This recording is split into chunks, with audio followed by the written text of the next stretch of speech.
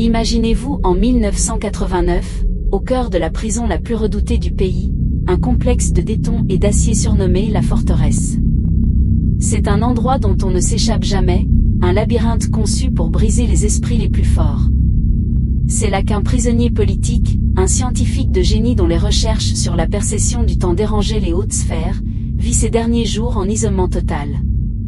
Juste avant de mourir dans des circonstances qui restent, aujourd'hui encore, extrêmement floues, il parvient à écrire un manuscrit. 12 pages, rien de plus. 12 pages qui vont devenir l'un des plus grands mystères de notre époque. Ce document est immédiatement confisqué par les autorités pénitentiaires.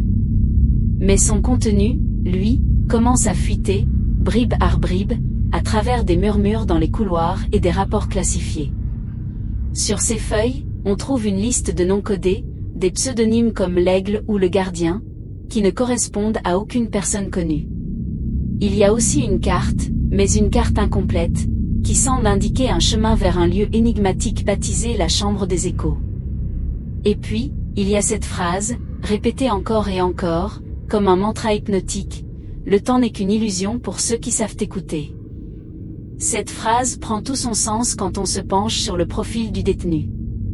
Ce n'était pas un simple opposant politique.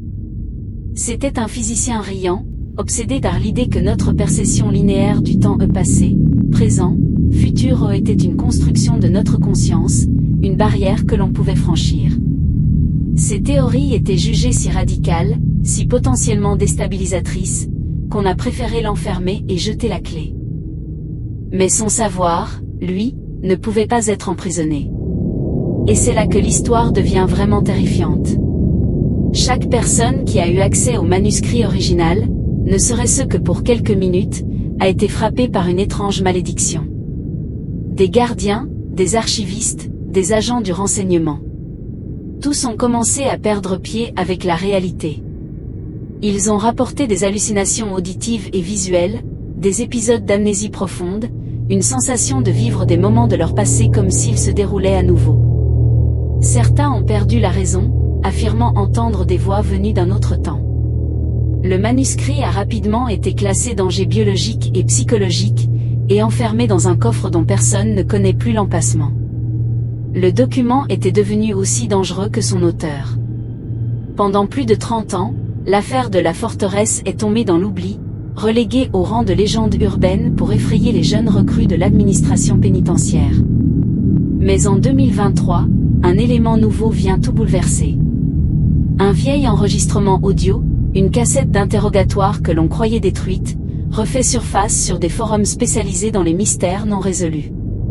La qualité est médiocre, le son est rempli de parasites, mais on peut distinguer clairement une voix. C'est la voix du scientifique. Il ne répond pas aux questions, il ne crie pas, il ne se plaint pas. Elle chuchote. Et ce qu'il chuchote est une équation. Une longue et complexe formule mathématique qui ne correspond à rien de connu dans la physique moderne. Des experts du monde entier se sont penchés dessus, sans succès. Ce n'est pas de la physique quantique, ni de la relativité. C'est autre chose. Une théorie nouvelle, inconnue. Certains pensent que c'est la clé pour comprendre son manuscrit, le code pour déchiffrer la carte menant à la Chambre des Échos. D'autres, plus prudents, y voient un piège, une sorte de virus mental capable d'altérer notre perception du temps simplement en l'écoutant. Alors, quelle est la vérité? Ce scientifique avait-il réellement découvert un moyen de briser les chaînes du temps? La Chambre des Échos est-elle un lieu physique où le passé et le présent se rencontrent? Et cette équation, est-elle la clé d'une nouvelle compréhension de l'univers, ou une porte vers la folie? Une chose est sûre, le prisonnier de la forteresse est peut-être mort, mais son écho, lui, résonne plus fort que jamais. L'histoire ne s'arrête à là, et nous continuerons de suivre les nouvelles découvertes sur cette affaire fascinante. Si ce genre de mystère vous passionne, n'hésitez pas à vous abonner pour ne rien manquer de nos prochaines enquêtes. Merci de nous avoir suivis, et à très bientôt.